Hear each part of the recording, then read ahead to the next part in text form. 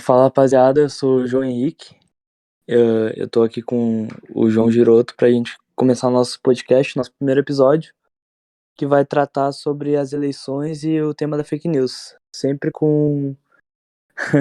englobando assim os livros que a gente estudou com base na epistemologia e filosofia da ciência. Hoje, no nosso primeiro episódio aqui, a gente tá com o famoso, lendário Pedro Henrique Matos, famoso Tadeuzinho, da turma 4, primeiro Fund. Se apresenta aí, pô. Oi, sou o Pedro. Como é que tá, Pedro? Tô vivendo, sobrevivendo ao ITA. É difícil mesmo sobreviver o Ita. E aí? E aí, João? Como é que tá? Cara, eu tô melhor que nunca. Tô em casa, tô de boa. É, as férias, não adianta. Esqueça. Bom, então a gente organizou, várias perguntas, mas a gente vai organizar, assim, uma conversa bem fluida. A gente não vai fazer como se fosse uma entrevista. E vamos vendo o que rola, né? Mas, pra começar a engatilhar a conversa, eu queria te perguntar uma coisa, Tadeu. A gente tem uma parte do livro do Charles Sanders sobre a fixação da crença que ele ataca veementemente a pseudociência. Então, uma primeira pergunta para engatilhar a conversa. Qual é a diferença da pseudociência e para a ciência, na tua opinião? A diferença da pseudociência pra ciência, Isso. na minha opinião, Véi, as pessoas, elas geralmente gostam de denotar algo como científico e outras coisas como não científicas. E isso pode trazer prejuízo, tu não acha?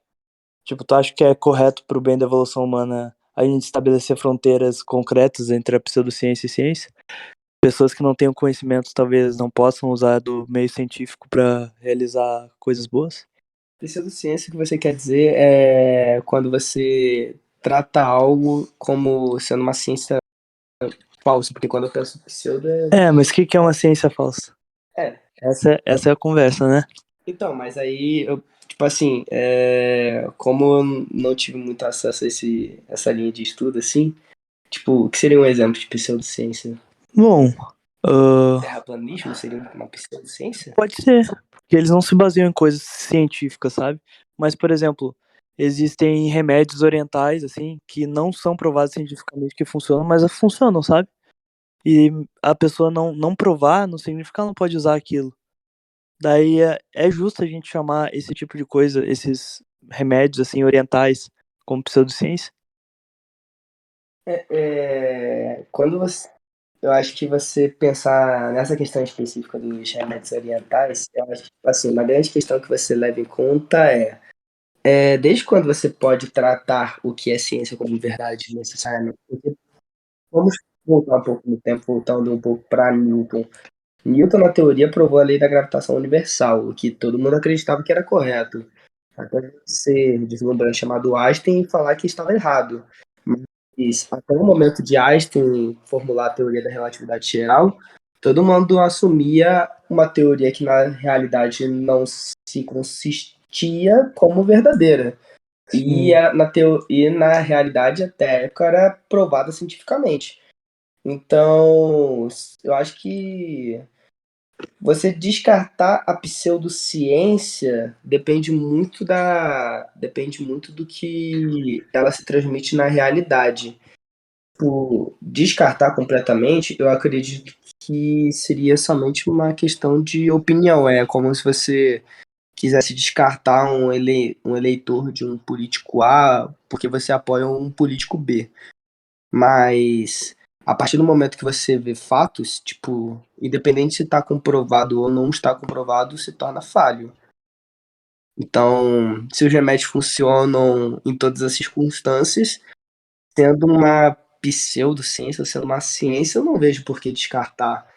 Agora, sendo a teoria do Joaquim da Silva da rua H8C 520, Uhum. ou sendo a teoria de Albert Einstein, se chegar alguém e falar, mas não funciona para esse caso, então, pelo menos se verificar se o experimento realmente for conduzido de forma correta, realmente eu acho que uma reformulação seria importante. O que tu achou? Cara, eu eu achei bem interessante que ele tocou na parte de, como que eu posso dizer, de quem é a pessoa que tá falando isso. E, tipo, o fato de que é independente da pessoa que tá falando aquilo ser verdadeiro ou não. Saca? Existe uma verdade de fato, digamos assim. E aí eu acho que dá pra gente fazer um gatilho aqui, engatilhar, com a parte de ano de eleição e fake news, certo? Porque muitos políticos usam notícias que circulam aí pela mídia, tentam distorcer isso a favor deles. Muitas dessas notícias envolvem ciência, por exemplo, notícias envolvendo a Covid-19. Teve muito político que tentou pegar notícias que tinham um embasamento científico não tão verdadeiro assim, mas usando aquele clichê de que a ciência comprovou que tal fato é verdadeiro, ou a ciência comprovou que isso é falso, usavam isso para alavancar a visão deles de mundo. E como a gente está em ano de eleição, e com um mundo em que as pessoas têm, assim, o acesso à internet é praticamente universal, mídias sociais principalmente, surgiu um grande debate, né? Se as eleições de 2018 já foram em grande parte influenciadas por notícias falsas, por publicidade direcionada para as pessoas, como que isso, unido com esse discurso de autoridade junto com a ciência, qual que seria o efeito, né? Como que isso poderia afetar de fato as eleições? E como que eu acho que uma pergunta muito interessante a se fazer também é como que isso pode afetar a nossa visão de realidade como um todo, sabe? Porque a partir do momento em que tem uma autoridade dizendo que X é verdade, dizendo que tem um embasamento científico a partir daquilo, muita gente pode deixar de querer procurar e verificar que um fato é verdadeiro com os próprios pesquisando por conta, sabe? Só se baseando no discurso de autoridade. E isso pode levar a uma distorção do que as pessoas têm como realidade ou não, né? Não, sim, tipo, é interessante isso porque naquele trecho lá das humanidades e o uso adequado da ciência do Eros Carvalho, ele fala justamente disso, ele fala do usar a ciência para fins políticos, com viés, claro, e assim, com base na ciência, tu pode falar qualquer coisa, sabe? E aí, com base em um estudo, com base. E às vezes, assim, é bizarro, porque tu fala uma coisa com base na ciência, e outra pessoa vai falar outra coisa com base na ciência também do mesmo assunto, sabe? Uma coisa não condiz com a outra. E daí, realmente, a gente entra nesse assunto aí da elitização da ciência. Até que ponto a gente pode usar com base na ciência para explicar alguma coisa para um cara que não tem conhecimento, sabe? A gente tá acostumado que a ciência ela é imutável, ela é absoluta, e a gente tem que aceitar a ciência, mas a gente não pensa, pô, a ciência ela é feita por pessoas falhas, ela é uma estimativa, né? Ela não é algo absoluto, a gente não tem essa cultura de pensar a ciência como algo que tá Fixo, né? Até pode ser, a própria natureza do conhecimento científico é a possibilidade, né? sim, Contemporaneamente, a gente entende a ciência como algo que pode ser quebrado e reconstruído. E é isso que dá ela um caráter tão... por isso que a gente entende ela como sendo um guia para o que é a verdade de fato, né? Para sua falsibilidade e investigação com método científico. sim, ela nunca é verdade de fato, né? Exato. E a partir do momento que tem esse discurso de autoridade comprovando a veracidade de um fato ou descartando isso, isso é perigoso até porque a própria natureza do pensamento científico se perde, né? Como a gente expôs aqui. Sim. O que tu acha, Tadeu? Eu proponho, de tudo que vocês falaram, eu proponho a gente fazer um experimento mental. Pensa o seguinte, vamos pensar um tema bem atual, que é a vacina, né? E tem duas visões da vacina. A primeira é a visão pró-vacina, que diz que com base na ciência e em estudos, diversos estudos, a vacina ela é efetiva, realmente combate a propagação do vírus, ela te fornece anticorpos que conseguem combater a reagir contra o vírus dentro do seu corpo e assim consegue aumentar a imunidade da população mundial, podemos dizer. E a outra é a contra, né? Então, vamos pegar um exemplo bem absurdo, que até virou meme. Vamos supor que existe a linha de que pessoas afirmam que se você utilizar a vacina, você tem um risco de se tornar jacaré. Beleza? Aham. Aí eu pergunto pra vocês, o que vocês acham, tipo assim, dessas duas opiniões? O que vocês acreditam? Dessas duas opiniões, tipo, ou a COVID, ou a vacina realmente é eficaz, ou a vacina pode te transformar em jacaré. O que você acredita dessas duas? Bom, tipo, eu realmente acredito na vacina, acho que toda pessoa sã acredita na vacina, mas assim, a gente não pode, como essa cultura aí de os políticos usarem a ciência para dizer, eu tô certo porque a ciência absoluta é errada. Então a gente tem que ter noção que a vacina ela é feita por seres humanos, ela é testada em laboratório, e um laboratório não é uma sociedade. No laboratório tudo é mais ideal do que numa escala macro global, sabe? Então eu acho que a gente tem que ter sempre um pé atrás com a ciência, mas sempre aceitar ela, né? Porque ela que é o nosso guia da verdade. Não, a questão que eu tava querendo levantar sobre essas duas possibilidades é que é o seguinte, a opinião, aí voltando ao assunto que vocês estavam tratando, fake news, porque o que seria uma fake news? Seria uma informação falsa. Mas por que esse tema é bem debatido? Porque tem muita gente que acredita nela. E então o cerne do problema é por que as pessoas acreditam nessas informações? Por que pessoas, por exemplo, acreditam que vacina realmente podem transformar pessoas em jacaré? Por que tem pessoas que acreditam nesse absurdo? Aí eu mudo um pouco a visão. Eu chego para vocês e, por exemplo, digo que Jesus voltou à Terra e falou que vacina não transforma você em jacaré, mas que a vacina ela tem um componente que reage com uma substância dentro do seu pâncreas que acaba gerando mutações na sua célula que pode levar você a ter câncer daqui a 30 anos. E que deveria se tomar cuidado com as vacinas e parar de tomar cuidado. O que você acha que aconteceria com a população mundial se isso daí acontece? Se Jesus fala uma coisa dessa, Isso. bom, Jesus daí tu vai entrar no argumento, né? Argumento de autoridade, né? O Exato. cara é Jesus Cristo. O Mas problema é que quando a gente trata de fake news, não somente a ciência se torna. Porque se a gente parar para pensar, a ciência se tornou um argumento de autoridade hoje. Porque se você fala que algo é embasado na ciência, você indiretamente está falando, ó, eu tenho essa autoridade no assunto que está falando que isso daqui é verdade. Mas quando você entra, por exemplo, em coisas bem complicadas e coisas que você consegue perceber uma certa plausibilidade e que tem uma pessoa totalmente influente que é defensor dessas ideias, então fica difícil, a não ser que você estude a fundo nesse caso, você determinar qual das duas opiniões é certas. Então é o que sempre vários jornalistas afirmam à população. A melhor maneira de você tomar partido de qualquer debate é você pesquisar sobre o assunto, você tomar suas próprias conclusões baseadas nas pesquisas que você está fazendo. Mas o que acontece com a grande massa é simplesmente acatar a maior plausibilidade em conjunto com diversos outros fatores, por exemplo, argumento de autoridade, por exemplo, recorrente, do que de qual das duas opiniões tem mais favorecidos. E isso daí acaba gerando as fake news, porque argumentos vindos de um dos dois polos que acaba se tornando a política brasileira, e não só brasileira, como uma grande parte da política mundial, acaba simplesmente acatando esses fatos porque vê uma simples plausibilidade desses argumentos e vê a pessoa que está retratando eles como um argumento de autoridade. E daí isso já é fake news para ambos os lados.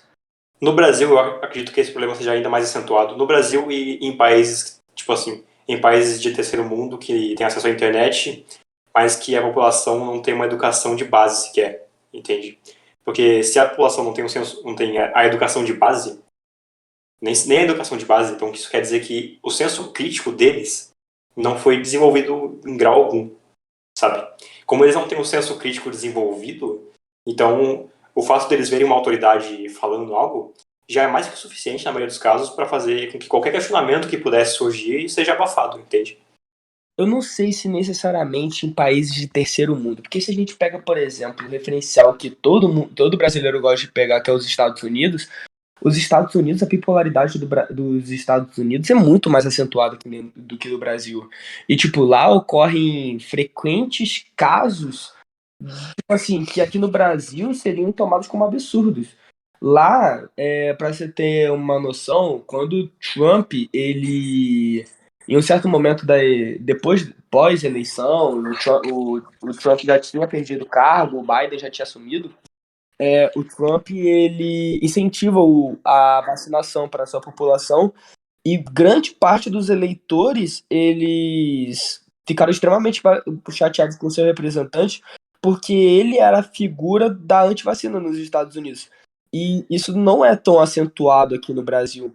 Lá é acentuado também, grande parte, essa divisão entre democratas e a linha mais conservadora, muito mais no sentido de até coisas desumanas. Por exemplo, o racismo lá é muito acentuado, a gente vê diversos casos racistas nos Estados Unidos, e isso daí provém muito de uma base que os Estados Unidos convém, não de necessariamente educação, porque falar que o povo norte-americano é menos preparado educacionalmente do que o povo brasileiro, eu não sei se dá pra gente chegar em nível de comparação, porque se a gente pede pra eles apontarem o próprio país no mapa, eles não sabem apontar.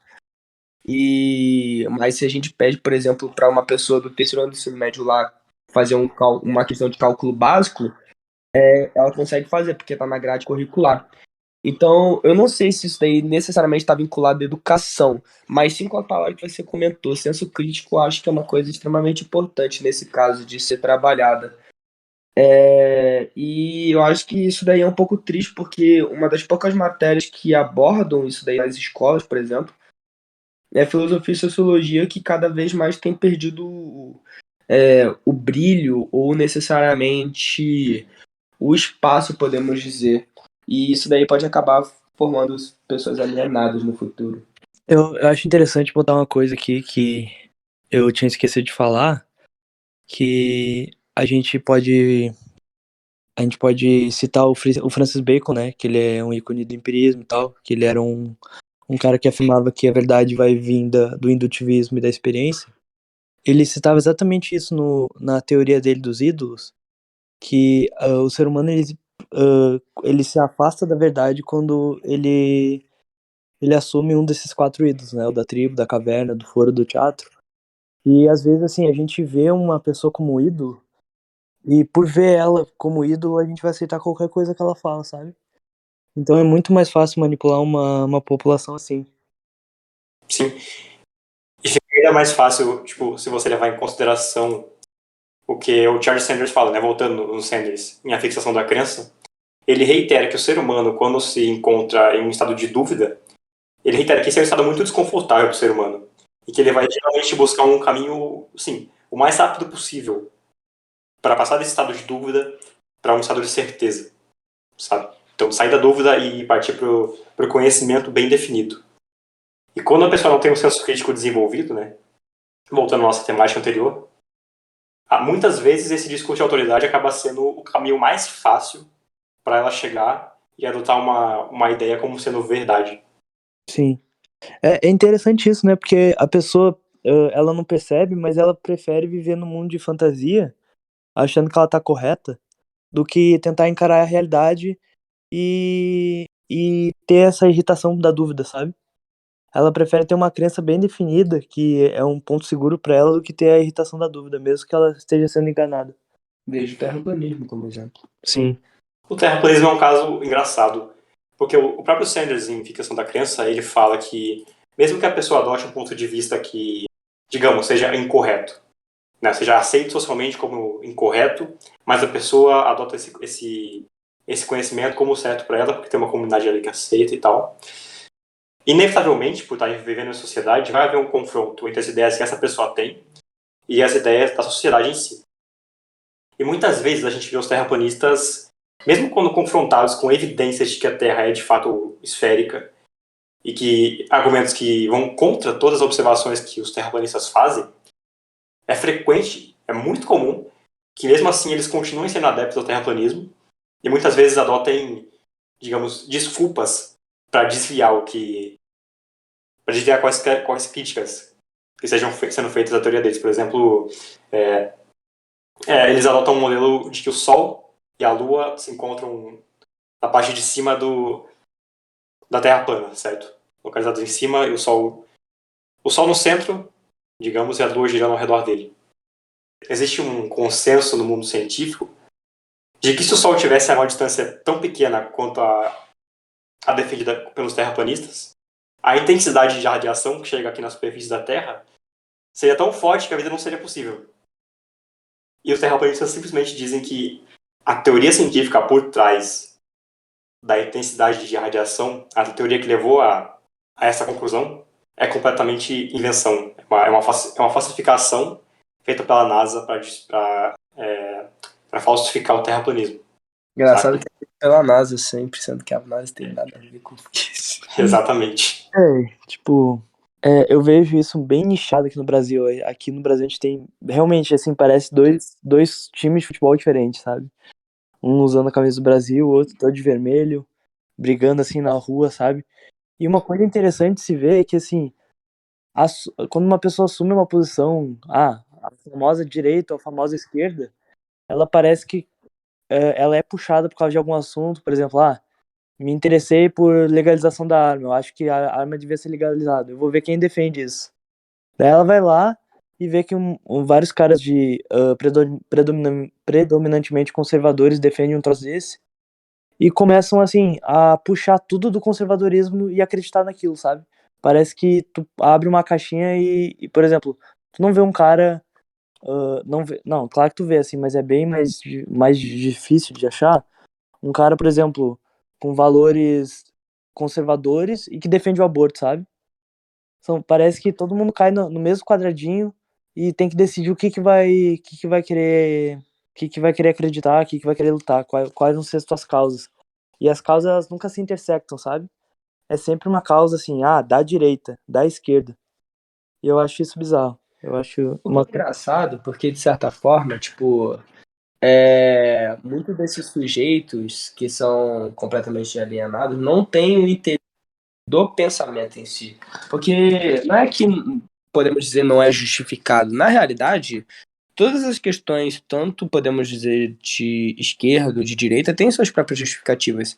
Mas a questão é que a pessoa que está provavelmente imersa em um desses meios e completamente agregado a um desses polos, não está interessada em correr atrás, ou pelo menos parece para mim, talvez até se sinta um pouco oprimida a pensar o diferente. Por exemplo, se uma pessoa não tem um pensamento absolutamente pronto sobre o aborto, caso ela não tenha pensado nesses fatores antes. Aí você chega num pessoal, podemos dizer, de uma linha um pouco mais esquerdista, que afirma que o aborto deveria ser legalizado, porque tem muitos casos de estupro no Brasil, e essas meninas não têm culpa de estarem naquela condição, né? E que isso daí vai arruinar a vida tanto dela quanto do filho, e que isso deveria ser um direito dela optar por ter ou não aquele filho. O que, de certa forma, não deixa de ser plausível. Realmente, tem muitos casos de estupro no Brasil, realmente vai prejudicar a vida tanto da mulher quanto da criança, e realmente, tipo assim, se você para analisar, a mulher então vai deixar a criança para adoção. Pô, isso daí é errado. Pô, a mulher vai deixar a criança na guarda de outros familiares. Isso daí também não é possível. Então, tipo assim, tem muitas linhas que realmente permitem isso daí acontecer. Mas, por outro lado, de uma linha um pouco mais, podemos dizer, da direita, a principal afirmação é uma afirmação religiosa, que você vai estar matando uma vida ao fazer um aborto. E isso daí também é plausível, isso daí não deixa de ser verdade. Então, acaba que muitas das vezes o que acontece é quando uma pessoa não tem um argumento pré-estabelecido, ela chega em um dos lados, ou provavelmente no lado que ela está, e pergunta: tá, mas por que a gente defende ou não defende o aborto? Ela vai dar a explicação, ela vai achar plausível e vai acatar, como se fosse um próprio argumento de autoridade, que a gente vem debatendo desde o início. Então, provavelmente ela nem vai escutar a versão do outro lado para ela poder tomar suas próprias opiniões. Não, ela simplesmente vai acatar a explicação do lado que ela tomou e vai seguir em frente. O que provavelmente acontece com muitas pessoas radicais. Bom, eu tenho uma pergunta aqui. Falando sobre isso especificamente, pessoas que assumem posições políticas cegas e acreditam em qualquer coisa que dizem, assim, e usam como exemplo coisas que acontecem na própria vida delas, assim, para justificar algo que é público, algo que engloba muito mais pessoas do que só ela. Até que ponto a gente pode usar, na tua opinião, uma vivência pessoal para encontrar respostas do coletivo? Até que ponto a gente pode utilizar vivências pessoais para encontrar a resposta do coletivo? Depende do contexto.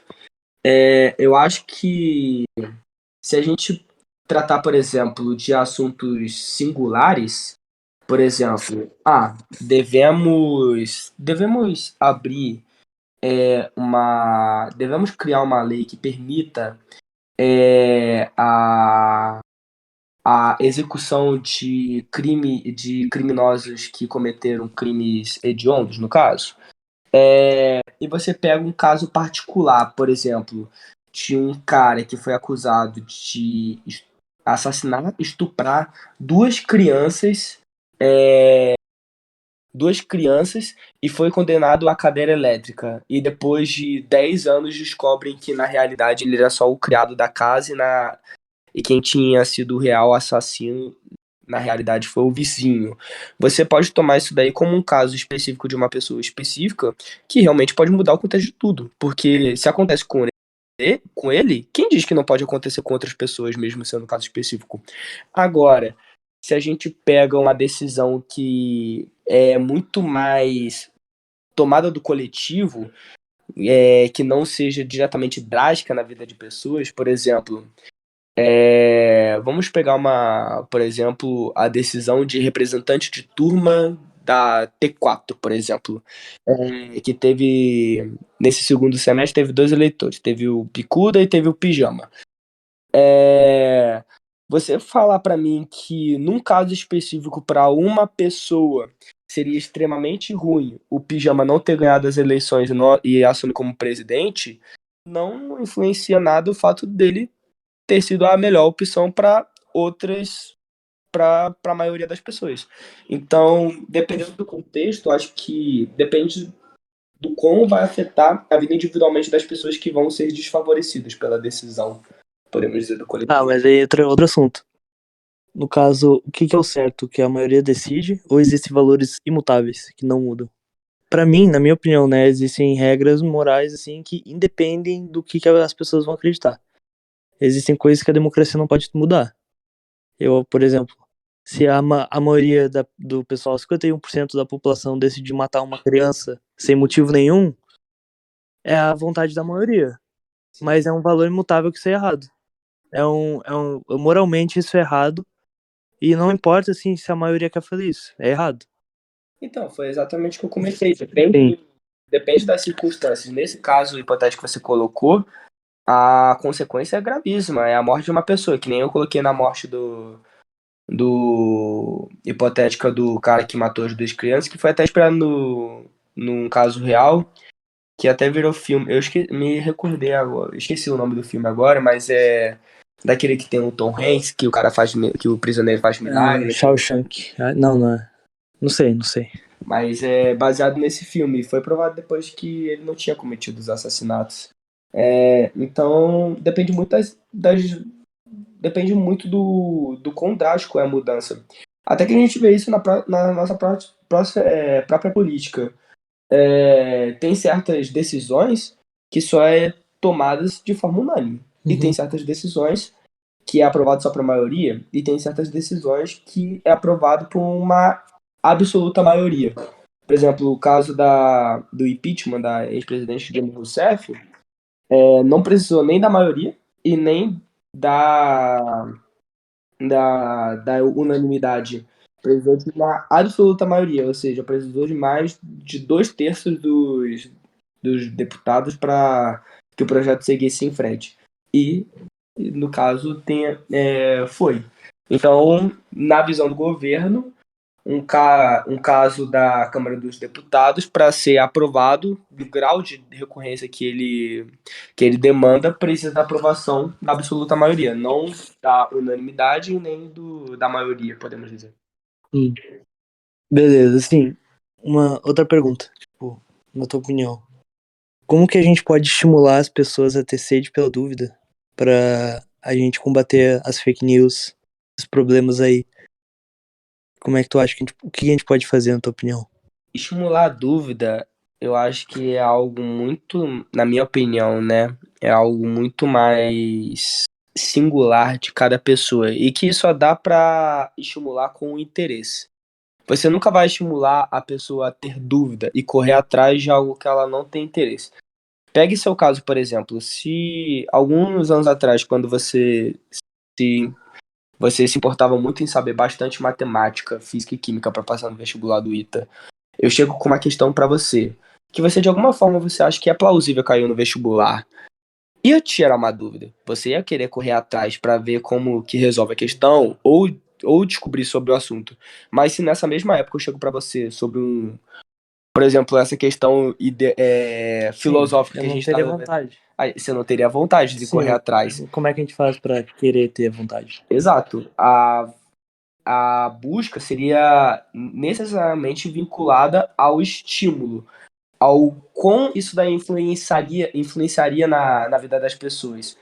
Então, de certa forma, a gente teria que encontrar uma solução que, de alguma forma, as pessoas correrem atrás de dúvidas e se informarem e buscarem conhecimento, de alguma forma, mostre a elas que aquilo ali acrescenta a vida delas de maneira potencialmente gratificante.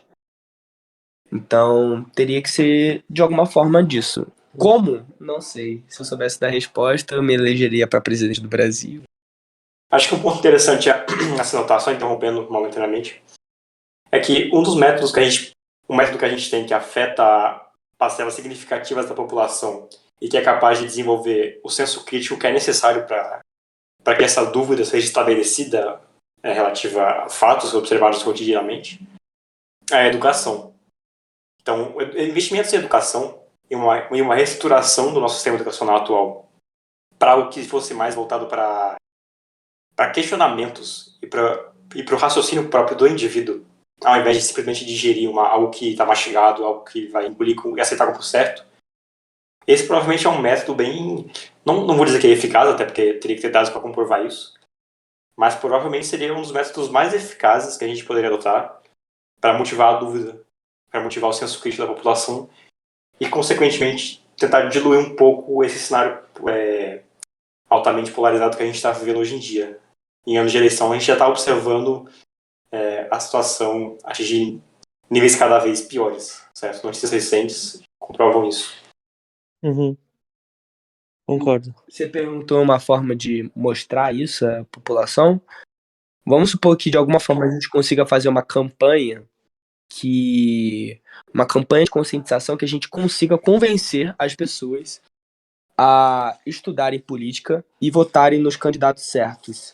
Talvez se esse candidato fosse realmente empenhado e concretizasse todas as mudanças que a população acredita que fosse ocorrerem, uma mudança talvez no país, uma evolução, um, um pequeno pedaço de esperança dado à população de maneira geral, mostrando nós conseguimos ir para frente, talvez fosse um grande estímulo para mostrar para elas que realmente a gente correr atrás, se informar e buscar informações sobre quem é o melhor representante para conduzir o nosso país realmente gere frutos muito gratificantes.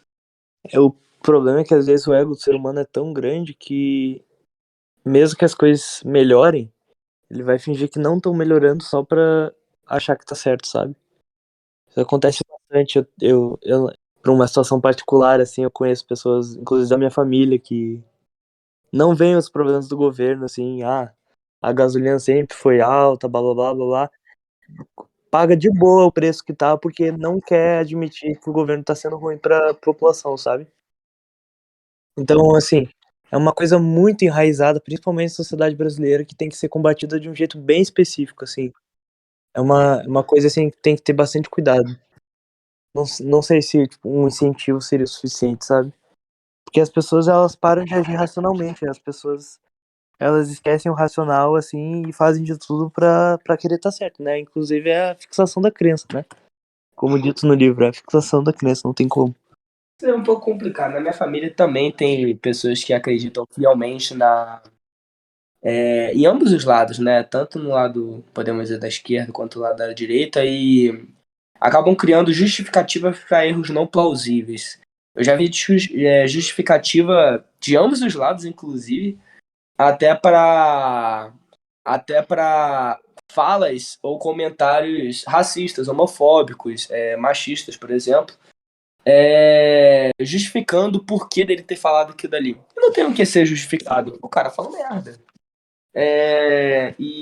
Tipo, o fato dele ter cometido um erro, ou dele não ser a melhor, ou do fato de, por exemplo, a maneira que ele conduz o governo brasileiro em questão da gasolina não gerar os melhores preços para a população, não é uma coisa que eu vejo de extrema negativo.